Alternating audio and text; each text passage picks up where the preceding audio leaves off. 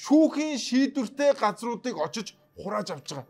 Шүүхээс дээр гарцсан. Тэгээд цагдаа нартай очиод ерөөсөө шүүхийн тэр шийдвэр мэдвэр хээнд ч хамаахгүй. Бүр газрын гэрчлэгээтэй огт нь очиод хураагаад авч байгаа. Одоо энд ингээд манай газар байна. Ингээд баахан цагдаа нар ирсэн. За ингээд хурааж байна. За энийг нөгөө нэг сая бид хэд сайт дуудаад туг цэг эмээнийг дуудаад ингээд сурвалжлуулсан боловч тэр туг цэг эмээний доор ерөөсөө зүгээр ингээд нийслэлээс тоолууд ажиллуулаад доор нь амар худлаа зөвшөөрлгүй газар яасан хийсний газар гэдэг. Манайхан энэ тавыг та бүхнээс гуйж ширлээд өгөөч. Энэ бол зүгээр хууль бус дээрэм явж шүү манайхаа. Хууль бус дээрэм явж байгаа. Өнгөрсөн 7 хоног санаж байна таад нэг илэгний эмчийн одоо засч авсан газрыг дээрэмдэж байгаа үйл явдлыг харуулсан тий. За би бүр амар сайн санаж байна. Тэр газар 90 онд хаягдаад дотор нь ингээ битүү одоо шувууны сангас мангас болцсон цонх монгочгүй тийм газар байсан. Тэрийг одоо тэр илэгний эмч аваад сэргээсэн. Тэгсэн чинь тэрийг очиод дээрэмдсэн баг.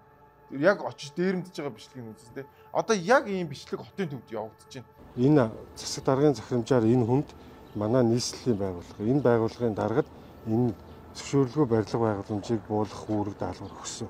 Тэгээ яагаад аж ахуйн нэгжийн манай утас байгаад шуудангаар та нар хаягийн мэдээд явуулж иж яагаад бид нар руу уцтаад офис дээр уулзахгүй байгаа юм. Явуулсан, ирж уулзсан. Би уулзаагүй гэж хийн уулзсан надтай тэгвэл хэлчих. Нийслэлийн засаг дарга тантай уулзсан гэдэг байгаа шүү. Үгүй харин би уулзаагүй гэж хэлээд байна шүү дээ. Энэ зүгээр ингээд олон нийтийн хэрэгслээр шууд худал мэдээлэл дамжуулж байгаа юм. Энд чинь одоо эрүүгийн гэмт шүү. Зүгээр нэг сэтгүүлч ингээ ярьсан мөн шууд эрүүгийн ял авч байгаа.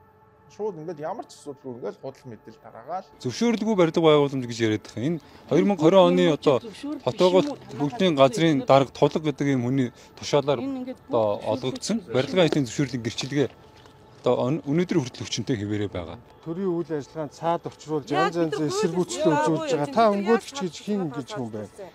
Түмэнбаяр гэж өмгөөлөгч юм гэж. Түмэнбаяр өмгөөлөгч би зах байгууллагад нь ханднаа. За юу.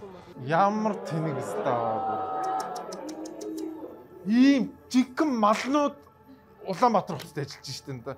Ямар ч аргумент нөгөө өмгөөлөгч бол амар гоё ингээ хууль зүйн аргумент хийсэн чинь манай ямар ч аргумент авахгүй. Би зөх байгууллагт нь хандна гэж яаж.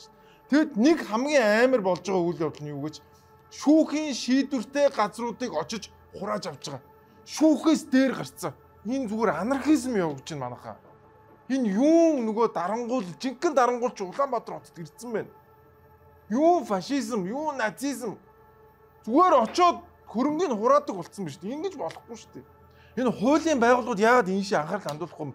Бүхэл бүтэн шүүхийн шийдвэртэй газрууд руу ингээд энэ эрүүл өвчтөнд мэддэхгүй нөхөр дайрж ороод шүү дээ. Өнгөрсөн 7 хоногт хураасан тэр байшингийг бүгдээр харсан шүү дээ, тий. Тэгэд энэ үзэгдэл одоо энэ анх удаага биш энэ бараг 4-5 дахь удаага юм явж байна. Дээрээс нь түцнийх юм. Тэгээд манай монголчууд ямар амар ийм дорой бүр ийм дээрлгүүлээ сурцсан юм бэ. Та нар боддоо 1300 түц хураасан гэсэн. Зүгээр нэг түцнээс нэг хүн ирээл талбай дээр жигсэл та. Энэ болохгүй. Бидний амьдралыг нурааж штэ. Бид нар өөрөө төлж чадгаа болчлоо. Талбай дээр 1300 хүн ирээд жигсахад үнэхээр бүр айн штэ эднэр. Тэгээ энэ хүмүүс яагаад дээрлгүүлээд ингэ байгаад юм бэ? Нямбаатрыг огцруулах жигсаал мэгсаал цуглаа хийгээч энэ чи хуулийн дээр шүүхийн дээр гараа суучдаг шүү дээ наад өгч. Тэгээ өнөөдөр энэ түцнийхний энэ хүмүүсийн газрыг хурааж байгаа бол маргааш чиний ч гэсэн одоо энэ хүмүүс яг ингээл үзээ сууж ирсэн яг та бүхэн шиг. Ингээл энэ сайхан түц хурааж ин дөө.